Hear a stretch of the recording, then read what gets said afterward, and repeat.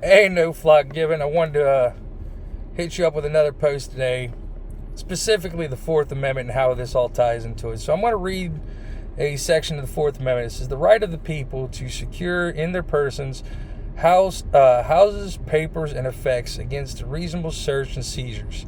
Now, I wanted to read that specific part, houses, papers, and effects. Now, that specific part, houses, papers, and effects. What is your birth certificate, social security card, and things of that nature, but papers and effects? Now,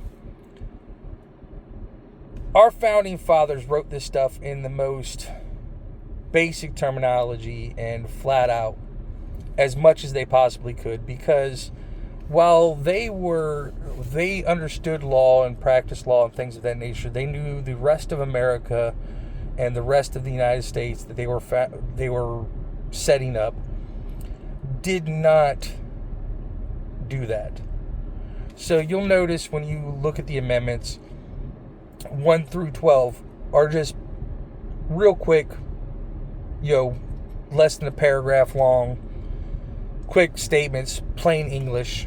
And then right after that, in 1804 is when it starts getting into very long amendments. And with that being said, you'll see that they're just blatantly stating things.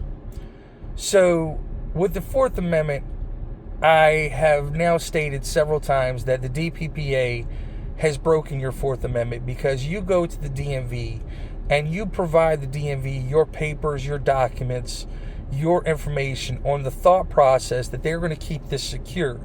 But at the same time, the DPPA law carves out 14 loopholes for the federal government, for police departments, for insurance companies, for a lot of things, And then they turn around and you think that all your private information is private, but it's not private. They carved out things to make sure they weren't private. And then at the same time, you're like, well, they have to have reasonable articulated suspicion to just run my plates whenever they want. And then they say, well, no, we don't have to have reasonable articulated suspicion to run your plates because it's in plain view. Well, that doesn't make no sense, because even the DMV says your license plate, while it is plain view, your information behind that plate is not plain view. That's the reason why we have a license plate. We give you letters and numbers because we don't want people to know your personal information. That makes plenty of sense, right? I mean, logically thinking, that makes plenty of sense. Your license plate doesn't have your social security number on it, right? Right? I mean, makes sense. Otherwise, they would just put your social security number on the back of your car. But yet, your social security number is not on the back of your car. It's letters and numbers. And the DMV says, okay, well, here's the license plate. And then the police department says, well, the reason why we run your plate is to make sure it's registered. Well, now the police officer is saying, well, I've got to make sure that this person's innocent of committing a crime. Well, that's not his job. That's definitely not his job. That's a court's job to find out if you're innocent until proven guilty in a court of law. So we go down this route of innocent until proven guilty in a court of law. Well, there's a sticker on the back of your plate that says whether your plate's registered, and it has numbers and stuff on it. Now, if there's another reason why you've done something wrong, your tail light's busted, then the cop has rights to pull you over and run your plates and things of that nature. Those are reasonable articulated suspicions. Those give the police officers those rights. And we could change the DPPA law to give that the same reasons as Terry versus Ohio, where if I'm walking down the street, then a police officer has a reasonable articulated suspicion to stop me and ask me for my driver's license, which is basically the same thing as my license plate. You're getting the same information, but as soon as I get in a vehicle, everything changes. Now, with the emphasis of Flock, and now Flock Nova and Condor, and with the Flock drones and everything else, you don't even have to be driving down the road. You could be in your driveway. You could be parked anywhere, and a police officer could just get bored, or he could be dating you, or in certain instances he could be working on a movie set and have a crush on you, or anything of that nature, and they could run your plates.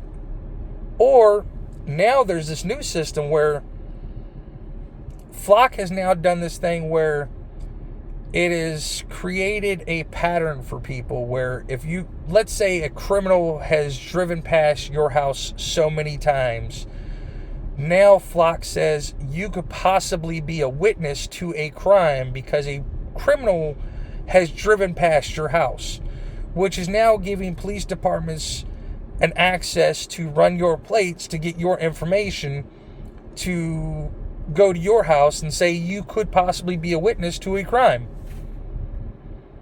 Well, that's not right. Why does that give the police officer access to my information because I could be a possible witness, or I could be a possible witness?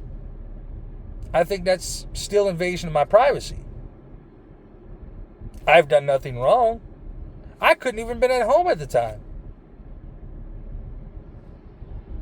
But the Fourth Amendment states that my papers and documents are secure, or supposed to be secure because of the Fourth Amendment. And it's in plain English.